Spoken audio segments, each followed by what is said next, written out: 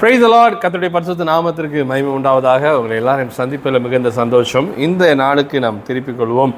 1 பேதுருவின் புஸ்தகம் 5வது அதிகாரம் 10வது வசனத்தை இப்படியாக எழுதப்பட்டிருக்கு. 1 பேதுரு 5:10.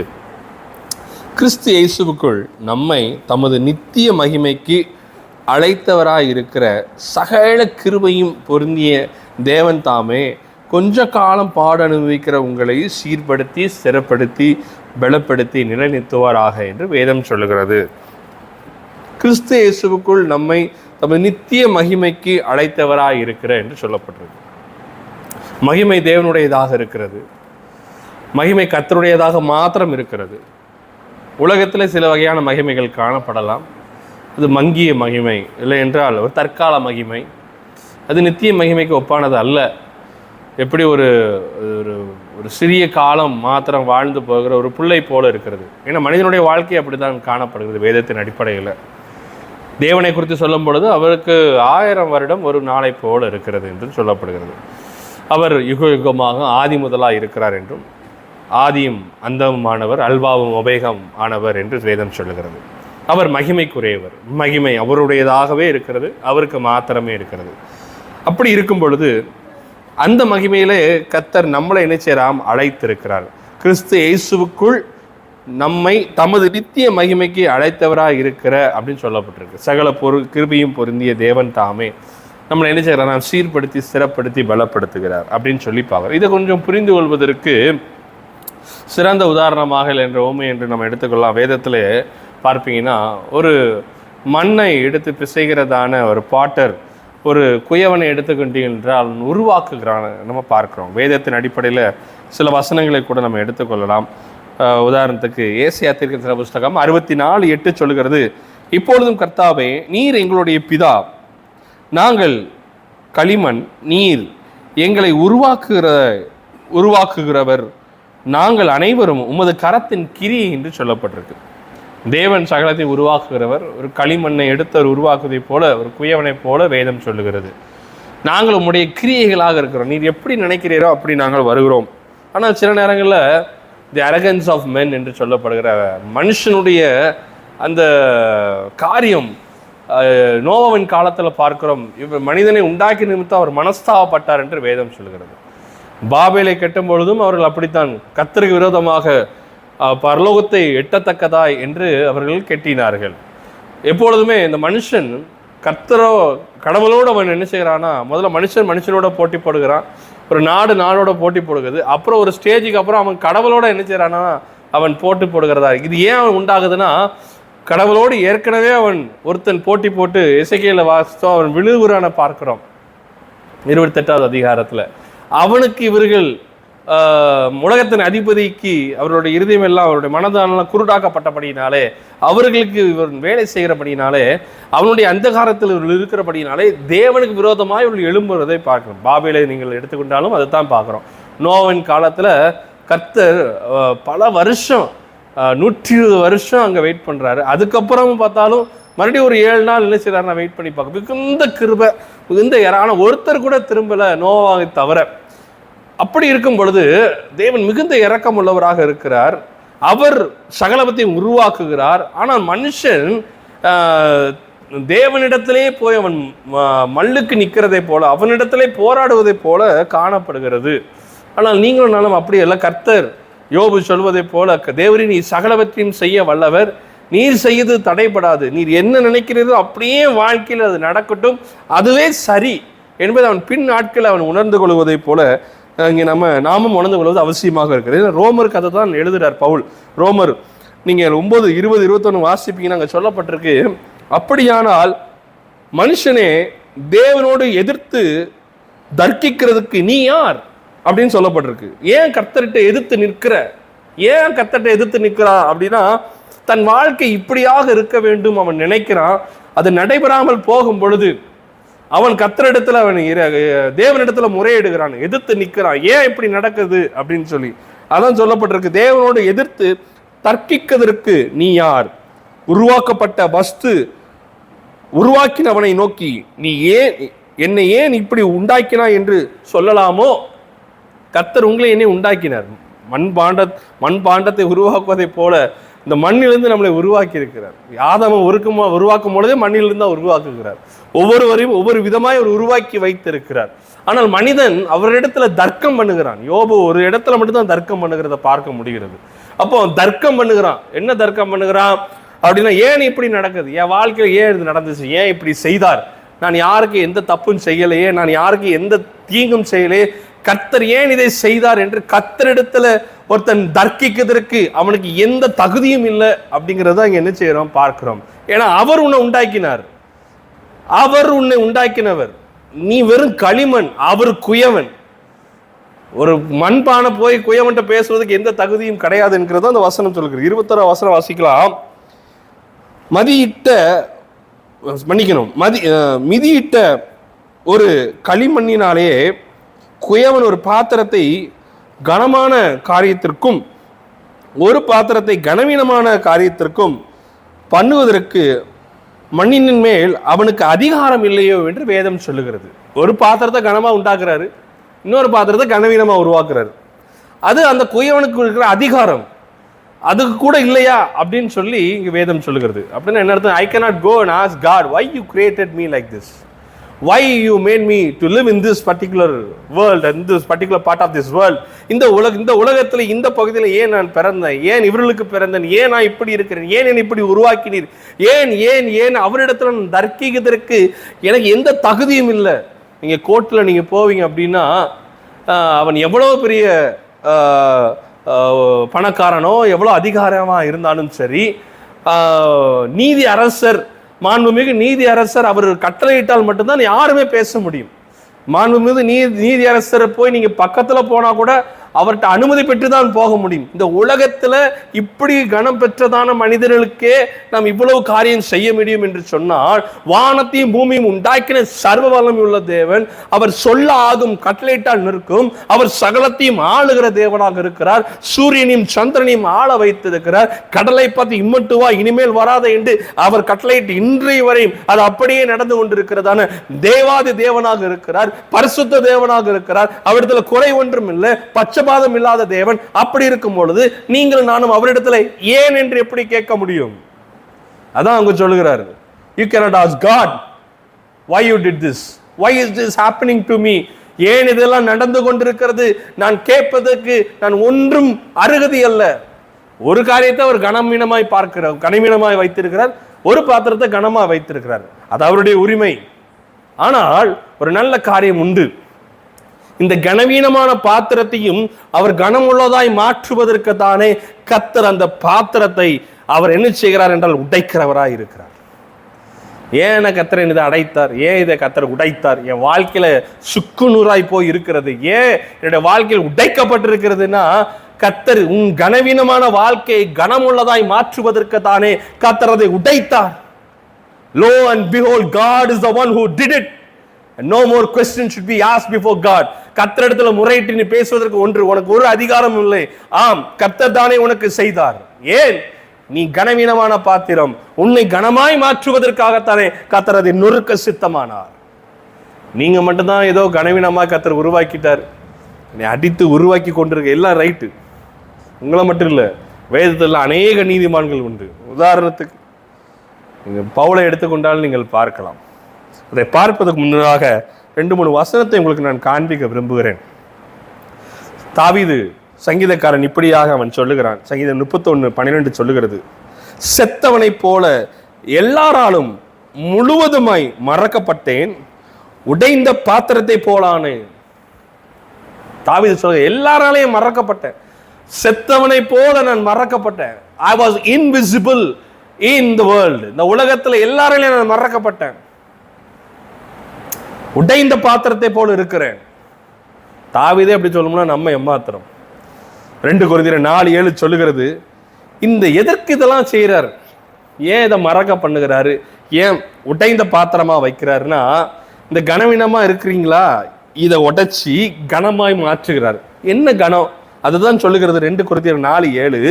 இந்த மகத்துவம் உள்ள வல்லமை எங்களாலே உண்டாயிராமல் தேவனாலே உண்டாயிருக்கிறது என்று விளங்கும்படி இந்த பொக்கிஷத்தை மண்பாண்டங்களில் பெற்றிருக்கிறோம் என்று வேதம் சொல்லுகிறது.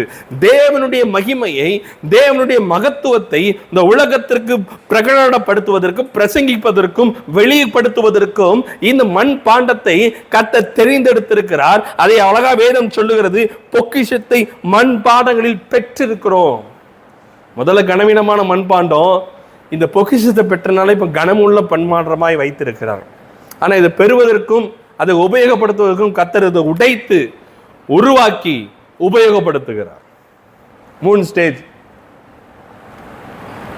தாவீதை அவர் உபயோகப்படுத்தினார் அப்படின்னா அதுக்கு முன்னாடி உடைத்தாரு, உருவாக்கினார். எல்லாரும் தாவீது அங்க முறைமுறையா பாடினார்கள். தாவீது கொன்றது 1000, சவுல் கொன்றது 1000, தாவீது கொன்றது 10,000, கோலியாத்தை அவன் ஜெயித்தான், அவன் தான் முதல் பேர்சபா வரை ராஜ்யத்தை ஸ்தாபித்தான். எல்லாம் நல்லது. ஆனா அவன் உடைக்கப்பட்டானே, அது தனியா தானே இருந்தான் அந்த நாட்கள்ல. அதான் சொல்லுகிறான், நான் எல்லாராலையும் மறக்கப்பட்டேன், உடைக்கப்பட்ட பாத்திரம். I was useless in the eyes of men. மனிதனுடைய பார்வையில நான் அப்படி காணப்பட்டேன். ஆனாலும் தேவனாய கர்த்தர் என்மேல் கண்ணோக்கினார். வேதம் சொல்லுகிறது, வானத்தையும் சூரியன் சந்திரன் இதெல்லாம் உண்டாக்கினர். அதையெல்லாம் பார்த்துட்டு, நீர் என்னை நினைப்பதற்கு நான் எம்மாத்திரம், ஆயினும் கர்த்தர் என்னை நினைவு கூறுகிறார். வேதம் சொல்லுகிறது, தாயின் கருவில உன்னை தெரிந்து கொண்டேன். How fortunate you and I. எவ்வளவு பாக்கியவான்கள், கர்த்தர் உங்களை என்னை தெரிந்தெடுத்திருக்கிறார். ஏன் நாம் நீதிமான்கள் என்றா அல்ல, மிகுந்த கிருபையினாலும் மிகுந்த இரக்கத்தினாலும் கர்த்தர் இந்த மண்பாண்டங்களில் தன்னுடைய பொக்கிஷத்தை வைத்திருக்கிறார். ரட்சிப்பின் பொக்கிஷத்தை வைத்திருக்கிறார். ஒரு நாள் இந்த உலகத்திற்கு வெளிச்சமாய் இருப்பதற்காக கர்த்தர் நம்மை உருவாக்கி கொண்டிருக்கிறார். உருவாக்கப்பட வேண்டும் என்று சொன்னால் உடைக்கப்பட வேண்டும். உடைக்கப்பட்டால் தான் உருவாக்க முடியும். உருவாக்கப்பட்டால் தான் உபயோகப்படுத்துவார். யார்? ராஜாதி ராஜன் உபயோகப்படுத்துவார். அவர் கையில் இருக்கிற பொற்பாத்திரமாய் உங்களை ஒரு உபயோகப்படுத்துவார். அப்பொழுது எல்லா கண்களும் அது காணும். ஆனால் அதற்கு முன்பதாக உடைக்கப்பட வேண்டியதும் உருவாக்கப்பட வேண்டியதும் அவசியமாக இருக்கிறது. Yes, Paul was a broken vessel. அவன் ஒரு உடைக்கப்பட்ட பாத்திரம். அப்போஸ்தலர்களுடைய புத்தகம் 9வது அதிகாரம் 11வது வசனம் சொல்கிறது, அப்பொழுது கர்த்தர், நீ எழுந்து நேர் தெருவுக்கு எண்ணப்படும் தெருவுக்கு போய் யூதாவின் வீட்டிலே தர்சு பட்டணத்தனாகிய சவுல் என்னும் பேருள்ள ஒருவனை தேடி அவன் இப்பொழுது ஜெபம் பண்ணுகிறான் என்று சொல்லப்படுது. இவன் யார்? இந்த சவுல் என்கிற மனுஷன் சபையை துன்பப்படுத்துகிறதான மனுஷன். இப்போ அவனை தேடி அனனியாவை கர்த்தர் அனுப்புறாரு. போய் அவனை என்ன செய் தேடி, அதுக்கப்புறம் அவன் என்ன செய்யறானா, ஜெபம் பண்ணுகிறான். ஏன் இப்போ ஜெபம் பண்றான்? ஏன்னா இப்போ அவனை ஆண்டவர் உடைச்சிட்டாரு. அதுக்கு முன்னாடி அதிகாரத்தை பெற்று, அதே அதிகாரம் அப்போஸ்தலர்களுடைய புத்தகம் 9வது அதிகாரம் 16வது வசனத்துக்கு முன்பதாக நீங்க வாசிப்பீங்க அப்படின்னா, மன்னிக்கணும், அப்போஸ்தலர்களுடைய புத்தகம் 9வது அதிகாரம் 8-9 நீங்க வாசிப்பீங்கன்னா அங்க சொல்லப்பட்டிருக்கு, சவுல் தரையிலே எழுந்து தன் கண்களை திறந்தபோது ஒருவரையும் காணவில்லை. அப்பொழுது கைலாக்கு கொடுத்து அவனை தமஸ்குக்கு கூட்டி போனார்கள். இதுக்கு முன்னாடி என்ன நடக்கு அப்படின்னா, இயேசு கிறிஸ்து அவனுக்கு முன்பதாக தோணுகிறார். முள்ளில் உதைக்கிற கஷ்டமா, என்னை துன்பப்படுத்துகிற இயேசு நான் தானே அப்படின்னு அவர் வெளிப்படுத்துகிறாரு. என்ன அவரை துன்பப்படுத்தினாருங்க? எல்லாரையும், அப்போஸ்தலர் எல்லாரையும், சீஷர்களையும் அவன் துன்பப்படுத்தினா, நொறுக்கினா, அதிகாரத்தை பெற்றான். இப்போ கர்த்தர் அவனை உடைத்து அவனை ஒரு இடத்துல அமைதியாக வைத்திருக்கிறார். கண்கள் குருடாக்கப்பட்டது. அப்படி கம்பீரமாக போகிறதான ஒரு மனுஷன். வேத வல்லுநர்கள் சொல்லுறாங்க, பல 1000 கோடிகளுக்கு அவன் சொந்தக்காரன். இப்போ குருடனா இருக்கிறான். கூட வந்த ஆள் இப்போ அவனை கைப்பிடிச்சி ஒரு பிச்சைக்காரனை கொண்டு போவதை போல, குருடனை அனுப்பி கொண்டு போவதை போல கொண்டு போறாங்க. 9வது வசனத்துல அவன் 3 நாள் பார்வை இல்லாதவனாய் புசியாமலும் குடியாமலும் இருந்தான். உடைக்கப்பட்டான் பவுல். ஒரே ஒரு நாள் மேல இருந்தா ஒரு நாள் கீழே இறங்கிட்டான். தாவீது இப்படியா சொல்றாரு, நீ மேல உயர்த்தி கீழே என்னச்சு கீழே கொண்டு போறேன் என்று வேதம் சொல்லுகிறது. மேல உயர்த்தி அவர் கீழே என்னச்சுறார், ஒருவனை உயர்த்துகிறார், ஒருவனை தாழ்த்துகிறார். அவனை மேல கொண்டு போய் கீழே இறக்குறார் என்று வேதம் சொல்லுகிறது. கனமாதான் முதல்ல வச்சிருந்தாரு சவுல. எல்லா அதிகாரம் பெற்றான். போய் சனகரி சங்கத்துல பேசுறான், உடனே அதிகாரம் கொடுக்கப்படுது. அதே துன்பப்படுத்துகிற சவுல் தமஸ்கு வழியா போய் கொண்டிருக்கிறான். கிறிஸ்து இயேசு அவனுக்கு வெளிப்பட்டார். வெளிப்பட்ட உடனே அவனுக்கு அவர் மகிமையை காமிச்சார், எல்லாம் செஞ்சாரு. இப்ப கண்ணு குருடாயிட்டு. ஏன் இதே இயேசு எத்தனையோ குருடர்களை சுகமாக்கினாரே, ஏன் சவுலை குருடாக்க வேண்டும்? ஆம், அவனை உடைக்க வேண்டும். அந்த பாத்திரம் உடைச்சாதான் உருவாக்கப்பட முடியும். உடைக்காம உருவாக்கப்படவே முடியாது. சவுலை அப்படியே கொண்டு போயிருந்தாருன்னா இவ்வளவு பெரிய காரியம் அவன் செய்ய முடியாது. உங்களுக்கு எனக்கும் அவன் பார்க்கப்பட்டதான ஒரு பாத்திரம் போல அப்படியே அவன் கொட்டப்பட்டானே, அப்படியாக அவன் இருந்திருக்க முடியாது. அதனால்தான் கர்த்தர் முதல்ல அவனை உடைக்கிறார். 9:11 சொல்லுகிறது, அவனை அப்பொழுது ஜெபம் பண்ணுகிறான். உடைக்கும் பொழுது ஜெபம் வருது. நம்மளும் அப்படித்தானே, ஏதோ ஒரு பிரச்சனை, ஏதோ ஒரு நெருக்கம், ஏதோ ஒரு உபத்திரவம், ஏதோ ஒரு வகையில கர்த்தரை தேடிட்டோம். கர்த்தரை நான் அப்பதான் கர்த்தரை தேடினேன். அவர் ஏற்கனவே என்னை குறித்து தெரியும். உங்களை என்னைய குறித்து அவர் என்னைக்கோ அவர் பிளான் பண்ணி வச்சுட்டாரு. உலகம் தோற்றுவதற்கு முன்பதாகவே கர்த்தர் உங்களை என்னை தெரிந்தெடுத்து வைத்திருக்கிறார். எனக்கு பிரச்சனை வரும்போது நான் அவரை பார்க்கிறேன். அதுலதான் எனக்கு அவருக்கு அறிமுகமாகுது. ஆனா அவருக்கு என்னை எல்லாமே தெரியும். அவர் ஏற்கனவே ஆதி முதலாவே கர்த்தரை அவர் முன்குறித்து வைத்திருக்கிறார். அதனாலதான் என்னை உடைக்கிறார். நீ கேள்வி கேட்டுக்கிட்டே இருக்கு, ஏன் உடைக்கிறாருன்னா உங்களை அழைச்சிருக்கிறார், முன்குறித்து இருக்கிறார். You are a chosen vessel. That's why you become a broken vessel. கர்த்தர் உங்களை தெரிந்தெடுத்திருக்கிறனால தானே உங்களை உடைத்து இப்பொழுது வைத்திருக்கிறார். உடைத்து வைத்திருக்கிற தேவன் உங்களை உருவாக்கி கொண்டு இருக்கிறார். உருவாக்குகிற தேவன் உங்களை உபயோகப்படுத்துவார் மகிமையாய். 12ஆம் வசனம் சொல்லுது, அனனியா என்னும் பேருள்ள ஒரு மனுஷன் தன்னிடத்தில் வருவும் தான் பார்வையடையும்படி தன்மேல் கை வைக்கவும் தரிசனம் கண்டான் என்று. இப்போ அவனுக்கு தரிசனத்தை வர கொடுத்துட்டார். அதற்கு அனனியா, ஆண்டவரே, இந்த மனுஷன் எருசலேமில் உள்ள உம்முடைய பரிசுத்தவான்களுக்கு எத்தனையோ பொல்லாங்கலை செய்தானே, அவனை குறித்து அநேக கேள்விப்பட்டிருக்கிறேன். இங்கேயும் உம்முடைய நாமத்தை தொழுது கொள்கிற யாவரையும் கட்டும்படி அவன் பிரதான ஆசாரியத்தில் அதிகாரம் பெற்றிருக்கிறானே என்றான். இப்ப அனனியாவோட ரெக்வஸ்ட், ஆண்டவர் இவன் பயங்கர மோசமான ஆளாச்சே, இவனுக்கு போய் ஜெபம் நீ சொல்றீரே. ஆம், எனக்கு பிரியமானவர்களே, நீங்களும் நானும் தகுதியற்றவர்களா இருந்தோம். ஆனா கர்த்தர் நம்மளை தேடி வந்தார்.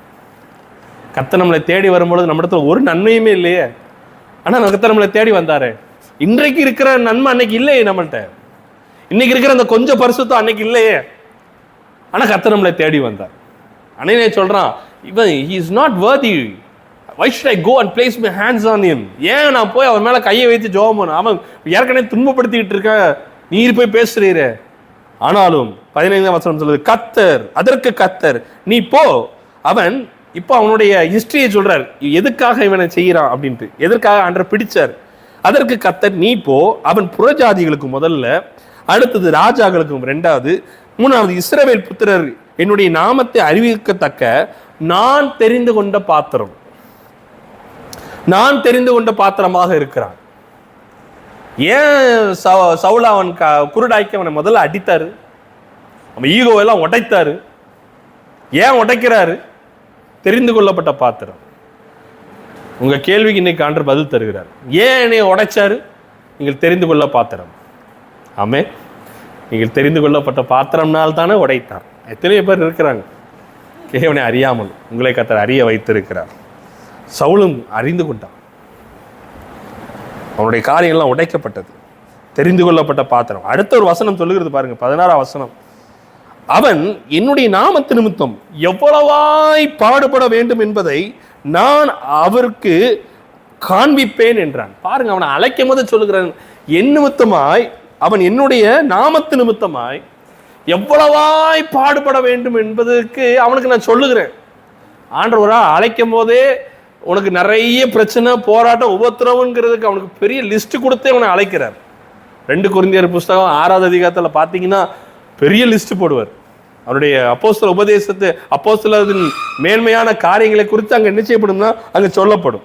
எனக்கு அருமையான தேவனுடைய பிள்ளையே, கர்த்தர் உங்களை அழைத்திருக்கிறார், உங்களை முன்குறித்திருக்கிறார், இப்பொழுது உடைத்திருக்கிறார். ஏன் அவங்களை உருவாக்கும்படியாக உங்களை உருவாக்கி கொண்டிருக்கிறார். அதனால் நீங்கள் சோர்ந்து போக வேண்டாம். எவ்வளவாய் பாடுபட வேண்டியது இருக்கு. அவன் ரோம குடியுரிமை பெற்றவன். நீ சொல்ல போனோம் அப்படின்னா அவன் United states return, American return, அந்த மாதிரி அவன் ஒரு பெரிய ஆளு. ஆனா கர்த்தர் அவனை அப்படியே மாற்றுகிறார். எங்க கொண்டு போனார்? 17ஆம் வசனம் சொல்லுகிறது, அப்பொழுது அனனியா போய் வீட்டுக்குள் பிரவேசித்து அவன் மேல் கையை வைத்து, சகோதரனாகிய சவுலே, நீ வந்த வழியே உனக்கு தரிசனமான இயேசுவாகிய கர்த்தர் நீ பார்வையடையும்படிக்கு பரிசுத்த ஆவியினாலே நிரப்பப்படும்படிக்கு என்னை அனுப்பினார் என்றான். உடனே அவன் கண்களில் மீன் செதில்கள் போன்றவைகள் விழுந்தது. அவன் பார்வையடைந்து எழுந்திருந்து ஞானஸ்தானம் பெற்றான். அடுத்த வசனம் சொல்கிறது, சவுல் தமஸ்குவில் உள்ள சகோதரனுடனே சில நாள் இருந்து. இப்ப எந்த சகோதரனை கொலை செய்யறதுக்கு வந்தானோ அந்த சகோதரர்களிடத்தில் ஆறுதல் உண்டாகுது. முதல்ல ஆண்டவர் உங்களை உடைக்க உடனே உங்களுக்கு என்ன கிடைக்குன்னா ஆறுதல் கிடைக்கும். முதல் ஸ்டார்டிங்ல உங்களை ஆற்றுவார், தேற்றுவார், அப்படியே உங்களுக்கு இது பண்ணிக்கிட்டே இருப்பார். இது ஆரம்பம், உடைக்கப்பட்டுக்கிற அனுபவம், உடைக்கப்பட்ட அனுபவம்.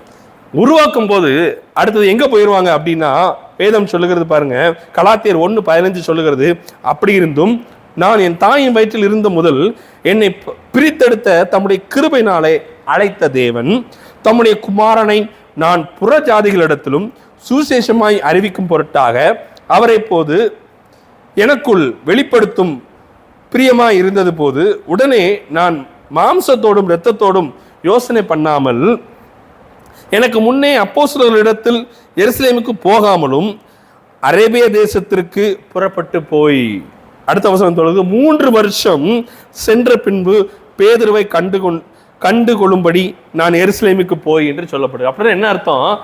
3 வருஷம் அவருக்கு அரேபியா கொடுத்துட்டாரு. முதல்ல உடைச்சாரு, இப்ப அரேபியாவில் நினைச்சாருன்னா நம்மளை உருவாக்குகிறார். அவர் இப்போ அரண்மனையில இருந்து அங்க எங்க போயிட்டார்? வனாந்திரத்துக்கு போயிட்டார். அதிகாரம் இருந்தவர் இப்போ வனாந்திரத்துல ஒன்றும் இல்லாமல் இருக்கிறார். அப்போ கர்த்தர் நம்மளை உடைக்கிறார், அப்புறம் உருவாக்குகிறார். இந்த உருவாக்குகிறப்பட இடம் என்ன? தனிமையான இடம். ஒருவேளை நீங்கள் சொல்லலாம், நான் தனிமையா இருக்கேன் பிரதர். ஆம், உங்களை உருவாக்கி கொண்டு இருக்கிறார் கர்த்தர். நீங்களும் மட்டும்தான் இருப்பீங்க, உங்களை உருவாக்கி கொண்டு இருப்பார். யாரும் உதவிக்கு வர மாட்டாங்க. தேவனே தனக்கு உங்களுக்கு உதவியாய் வந்து நிற்பார். மோசையின் வாழ்க்கை நீங்க பார்ப்பீங்கன்னா, அவன் அரண்மனையிலிருந்து நேராக மீதியான் தேசத்துக்கு அனுப்பிட்டார். அங்கு மாமனாருடைய ஆட்டை மேய்த்து கொண்டிருக்கிறான். கர்த்தர் அவனை அப்படியே உடைத்து அனுப்பினார். அரண்மனை வாழ்க்கையிலிருந்து நேராக வனாந்தரத்தின் வாழ்க்கை. ஆனால் கர்த்தரை சந்திக்கிறான். இங்கே எப்படி இயேசுவை பவுல் சந்தித்தானோ அப்படியே மோசையும் இயேசுவை சந்திக்கிறான். கர்த்தர் அவனோடு பேசுகிறார், திட்டங்களை கொடுக்கிறார்.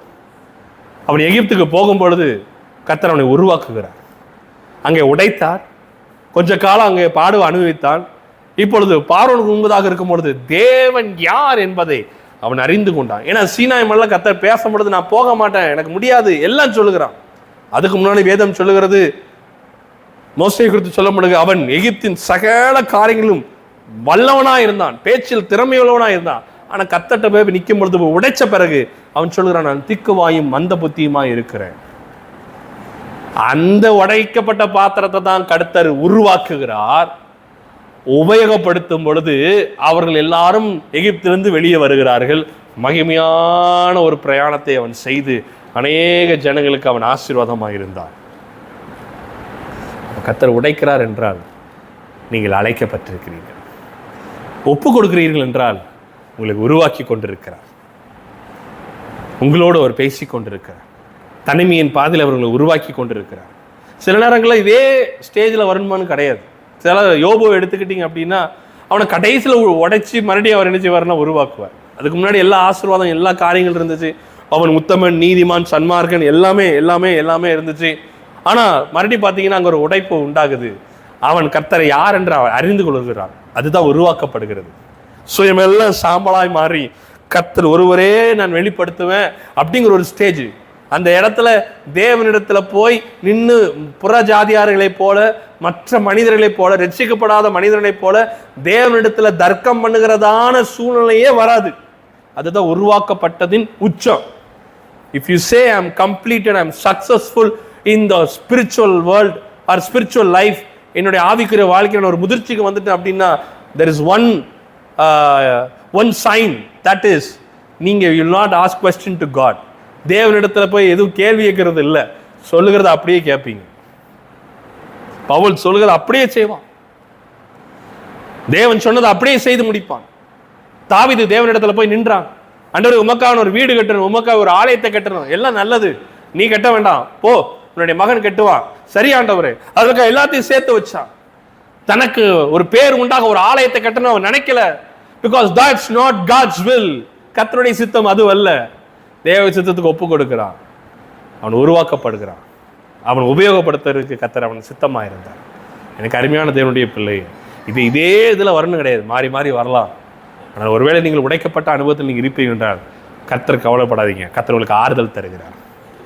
ஆற்றி தேற்றி வனாந்தரத்துக்கு உங்களை கொண்டு போவார். பயப்பட வேண்டாம், எப்படி இருக்குமோ என்று கவலையே வேண்டாம். கர்த்தர் வனாந்தரத்தை அவாந்தர வழிகளையும் ஆறுகளை உண்டாக்க அவர் வல்லமையுள்ள தேவனாக இருக்கிறார். அது காடாய் எண்ணப்படும், செழிப்பாய் மாற்றுவார். கர்த்தரோடு இணையும் பொழுது கர்த்தர் உங்களோடு கூட அவர் வாசம் பண்ணுவார்.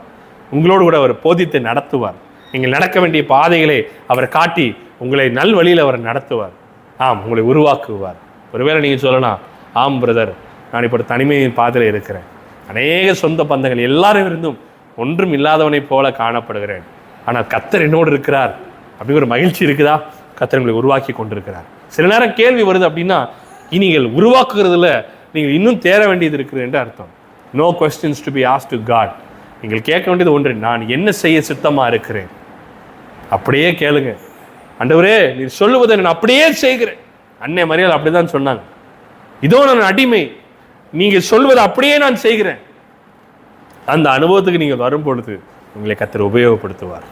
காரணம், இந்த மண் பாண்டத்தில் உடைய பொக்கிஷமாகிய இந்த மகிமையை பெற்றிருக்கிறீர்கள். இந்த உலகத்திற்கு பிதாவின் மகிமையை வெளிப்படுத்துவதே உங்களுடைய என்னுடைய வேலையாக இருக்கிறது. கர்த்தர் எதிர்பார்க்கிறார். நீங்கள் விட்டு கொடுப்பீர்களா? விட்டு கொடுப்பீர்கள் என்று சொன்னால் கர்த்தர் உங்களை உருவாக்குவார். உருவாக்கின உங்களை கர்த்தர் உபயோகப்படுத்துவார். கர்த்தர் உங்களை ஆசீர்வதிப்பார். சோர்ந்து போவாதீங்க. உடைக்கப்பட்ட பாத்திரத்தை அவர் உருவாக்குகிறார். உருவாக்கின பாத்திரத்தை அவர் சும்மா வைக்கவே இல்லை, கட்டாயம் உபயோகப்படுத்துவார். ஒரு மகிமை நாள் உண்டு.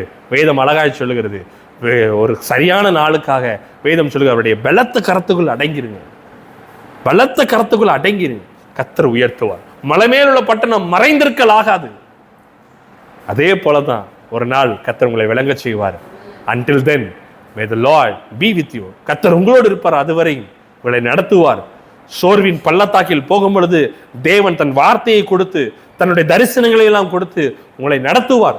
அவ்வப்போது உங்களுக்கு காகங்களை கொண்டு போஷிப்பார். சோர்ந்து போக வேண்டாம். கர்த்தர் உங்களோடு இருந்து கர்த்தர் உங்களை நடத்துவார். God bless you. Amen.